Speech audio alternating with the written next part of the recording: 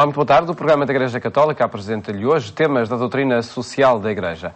Em causa, propostas de ação para as sociedades de cada tempo. É o que faremos no diálogo com o Padre José Manuel Pereira de Almeida, com quem conversaremos daqui a pouco, depois de apresentarmos notícias que marcam a atualidade religiosa. São mulheres e homens do mar, e é aí que manifestam atitudes de fé.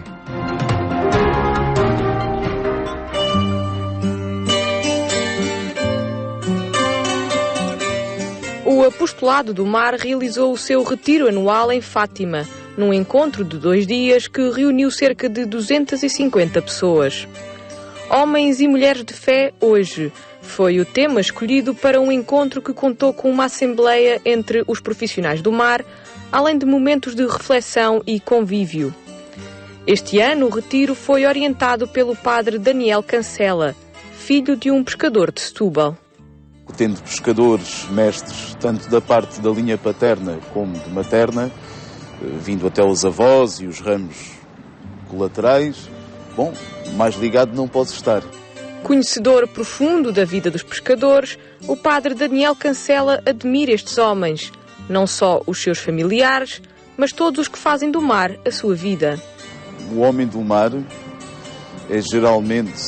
tem geralmente um espírito que é religioso, que é agradecido por natureza, que se procura pautar pelos valores da verdade, da honestidade, da sinceridade, como também, às vezes, existe um espírito perdoário, é muita coisa, é um certo paradoxo na vida dos homens do mar. Mas sinto precisamente agradecido porque é gente que nós não vemos, gente que alimenta muitos outros. Apesar de muitos familiares serem pescadores, Daniel nunca pensou seguir-lhes as pisadas. Mas o respeito pelo seu trabalho ajudou-o a perceber melhor a vida e o que queria dela, especialmente por testemunhar a forma como os pescadores vivem intensamente a fé. Já quando era pequeno, frequentava estes retiros, de que agora, enquanto padre, é responsável. Eu em pequeno, fui a 1 ou 2 retiros, levado pelo meu pai e pela minha mãe. E no princípio, e continua ainda a ser hoje, o convívio é um motor que impulsiona estas pessoas. A fome, a vontade, o gosto de estarem uns com os outros, de conhecer gente que lida na mesma arte, mas não só apenas o convívio, porque isto não é um espetáculo etnográfico da arte da pesca, mas nota-se que há um desejo de crescer na fé, um desejo de aprender. O trabalho do Apostolado do Mar com os pescadores revela a ligação profunda que estes têm com a fé, inabalável mesmo perante as adversidades da crise económica que se vive no país. Cada vez mais acho que podemos perceber que os homens e mulheres de fé são aqueles que vivem junto ao mar e particularmente nestas épocas de maior dificuldade, muitas destas pessoas que nós já estamos habituados a ouvi-los falar, a lamorear-se, também com a ajuda naturalmente de uma palavra do orientador do retiro deste ano, encontrarmos uma forma de não se ficarem meramente na lamúria, mas se comprometerem a viver no seu contexto, no contexto junto ao mar, viver uma atitude de fé. Em Portugal, o Apostolado do Mar está presente em Vila Praia de Âncora, Caxinas, Boarcos, Nazaré, Peniche, Sesimbra, Setúbal e Fuzeta.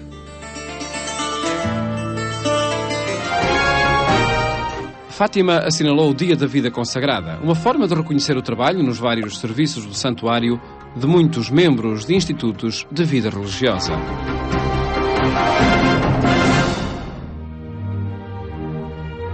Neste espaço há sempre pelo menos uma pessoa a rezar. São muitas mais ao longo de todos os dias, mas permanentemente está em adoração uma religiosa. São religiosas que asseguram a permanência da adoração, embora, claro, como espaço de adoração esteja aberto a todos os fiéis, todos os peregrinos que queiram aí acorrer. No entanto, desde o início da capela do Laus Pré, na capela do Santíssimo Sacramento, que foram as religiosas reparadoras de Nossa Senhora das Dores que asseguraram essa adoração permanente e continuam a fazê-lo. Portanto, há um conjunto de aspectos e dimensões da vida do santuário que é assegurado, de facto, pelas famílias religiosas presentes em Fátima. É por isso que o trabalho de mulheres e homens que pertencem a institutos de vida consagrada e que estão presentes em Fátima são indispensáveis na concretização dos vários projetos que o santuário propõe aos peregrinos. São indispensáveis, uma vez que não só a sua presença em Fátima permite um acolhimento que outras pessoas não teriam capacidade de dar, nomeadamente a este nível espiritual e de acompanhamento de peregrinos, mas por outro lado porque colaboram também diretamente com as várias atividades do santuário. No dia 2 de fevereiro, quando na Igreja Católica recorda a vida consagrada, um estilo de vida caracterizado pela dedicação permanente a um objetivo, a uma missão, o Santuário de Fátima quis agradecer a colaboração de todas as congregações religiosas presentes em Fátima. Aconteceu numa celebração onde se afirmou a relevância do trabalho desenvolvido nos dias de hoje por frades e freiras, nomeadamente no setor social. Olhando para o comportamento de Jesus Cristo, os consagrados são chamados a imitá-lo. Ide e fazei como eu fiz. E, portanto, olhamos para os doentes, olhamos para os pobres, olhamos para os mais necessitados. Imagine que em Portugal, por exemplo, com todas as restrições que há e todas estas dificuldades, etc., que não havia o voluntariado da Igreja. Não só os da Igreja. Há muitos voluntários que não são da Igreja. Mas se não existisse, imagine como a fome se ampliaria e multiplicava muito mais. Ao longo de muitos anos de vida religiosa, muitas histórias passam por esse voluntariado e por muitas outras ações de ajuda e promoção da pessoa. Já estou aposentada, mas de muitos anos, educadora de meninos do Bom Pastor.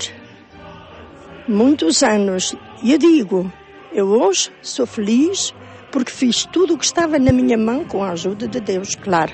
Mostrarmos que realmente somos de Cristo, somos de Deus e que somos também dos irmãos. Eles terão de ser, de facto, neste contato com as pessoas, este sinal do transcendente, este sinal de esperança, este sinal de alegria e este contágio de paz. Um dos serviços que o mundo de hoje nos exige, a mim e a todas as religiosas, é precisamente, em primeiro lugar, um testemunho de Cristo no meio dos homens. Percursos de consagração evocados no contexto do Dia da Vida Consagrada, anualmente a 2 de fevereiro, dia em que se assinala a festa litúrgica da apresentação do Senhor, o momento em que Jesus, com poucos dias, foi simbolicamente oferecido a Deus no Templo de Jerusalém, de acordo com as prescrições judaicas.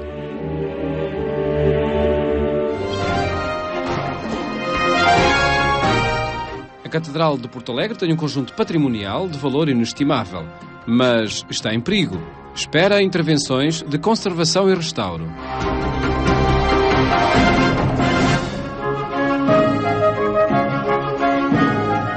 A sede de Porto Alegre foi construída no local onde se localizava a igreja de Santa Maria do Castelo. A primeira pedra foi lançada no dia 14 de maio de 1556 por Dom Julião de Alva. Esta catedral apresenta uma multiplicidade de formas de arte, ferro forjado do século XVII, azulejos do século XVIII e um dos maiores conjuntos nacionais de pintura maneirista, de conhecidos mestres nacionais e alguns estrangeiros. Motivos mais do que suficientes para que a sede de Porto Alegre seja muito visitada, apesar dos problemas de conservação já visíveis a todos. A nossa catedral, podemos dizer que precisava de um empurrão muito maior. A sua face, o seu rosto, quer na frontaria, quer nas partes laterais, manifesta exatamente isso. A necessidade de a renovar, de atuar, de modo a que ela seja cativante para quem vem. Há muita gente a visitar a sede catedral de Porto Alegre. Um património rico em cultura que se depara com problemas de conservação e especialmente com infiltrações de água, que a partir das coberturas, mas também lateralmente, ameaçam obras raras e de grande valor. A nossa Sé tem um valor no seu interior inestimável. E está em perigo. E as entidades responsáveis, a começar pela própria Diocese, têm consciência disso. A nossa Diocese, os altares da nossa Catedral, são únicos. E muita gente desconhece. é o conjunto de retábulos maneiristas como não há em parte nenhuma. E se no interior as infiltrações ameaçam a arte centenária da Sé Catedral de Porto Alegre, o exterior da mesma não está melhor. O exterior é como os senhores podem ver. Eu creio que não dignifica a Sé, como também não dignifica a cidade. Não cuidar de um monumento, de uma igreja antes de mais, mas de um monumento que a Sé Catedral de Porto Alegre representa, e pelos valores que lá encerra dentro de si. Não só o valor patrimonial, o valor artístico, porque a Igreja preza a arte ao serviço da fé, ao serviço da celebração da fé, mas também pelo valor catequético que os altares e os retábulos podem possibilitam. Atenta a esta deteriorização da Sé Catedral, considerada monumento nacional, a Diocese tenta resolver a questão através da colaboração com outras entidades. Nos últimos anos, e especialmente no âmbito da Rota das Catedrais, a Diocese de Porto Alegre-Castelo Branco tem recebido algumas ajudas para revitalizar a sé da cidade alentejana. Mas o dinheiro não chega para tudo. A situação financeira é que tem perturbado bastante o andamento. Para além do interesse em levar o projeto concreto da Rota das Catedrais na nossa catedral com toda a segurança, com a Direção Regional da Cultura do Alentejo costuma dizer, pretende que seja modelar a intervenção nesta catedral, de modo a que a catedral fique a enriquecer não só a Igreja Diocesana, mas também a própria cidade de Porto Alegre. Sem desvios da planta original, a sé de Porto Alegre sofreu intervenções sobretudo nos séculos XVII e XVIII, em que alguns retábulos barrocos substituíram os retábulos primitivos.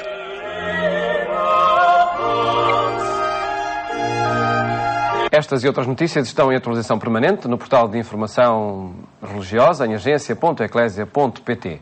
Espaço agora para a divulgação de temas da doutrina social da Igreja.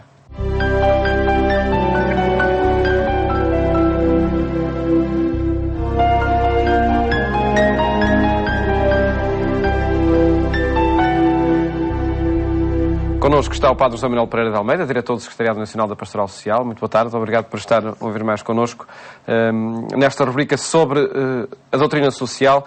Padre José Manuel Pereira de Almeida, esta doutrina, ela é estática ou de alguma forma vai se adaptando a cada tempo, a cada circunstância?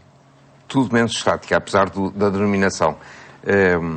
Não é uma doutrina rígida? É uma busca, um caminho, uma procura, uma reflexão, que claro que quando se apresenta em doutrina, apresenta-se como ensinamento, como uma proposta, mas tem uma continuidade feita de descontinuidades. Não se pode dizer que seja sempre uma descontinuidade permanente, pelo contrário, há fios condutores, mas é exemplar, por exemplo, a questão da liberdade religiosa. Se comparamos o ensino acerca da liberdade religiosa num século, a diferença é abissal, ou dois. E apesar de, por exemplo, no número 1 da Dignitatis Humanae, diz o Concílio Vaticano investiga a sagrada tradição e a doutrina da Igreja, das quais tira novos ensinamentos sempre concordantes com os antigos. Há uma preocupação de dizer que essa é a continuidade. Essa é a continuidade, mas são novos. E essa é a descontinuidade. No Catecismo da Igreja Católica, no Catecismo Social, no Compêndio Social da Igreja Católica, é afirmado, no número 85, que a doutrina social da Igreja caracteriza-se pela continuidade e pela renovação. É isso que está em causa? Eu tive em Roma um professor na Gregoriana, francês, que mostrava um diapositivo com duas armas de dois cardeais ao tempo de Paulo VI. Era o cardeal Ottaviani, bem conhecido, e o cardeal Iorio. O cardeal de Iorio tinha o lema Inova. E o cardeal Ottaviani, o lema, semper idem. E ele dizia, bem, a Igreja é isto, é entre o semper idem e o inova. Sempre igual e a inovação. E inovação, exatamente. E, portanto, na doutrina social da Igreja isso é particularmente evidente, porque o anúncio do Evangelho, que é a parte... A doutrina social da Igreja não é outra coisa senão uma concretização do anúncio do Evangelho, portanto faz parte da evangelização. O anúncio do Evangelho não pode ser feito de uma forma desencarnada, é atento às realidades, e as realidades mudam. E se não muda a nossa atitude diante da realidade, no sentido da fidelidade ao Evangelho, muda a compreensão do que é, por exemplo, a dignidade humana e como do amor à verdade e à verdadeira religião, por exemplo, se passa a preferir o amor à dignidade humana que está aberto à verdade. E desses dois assentos depende de tudo, não é?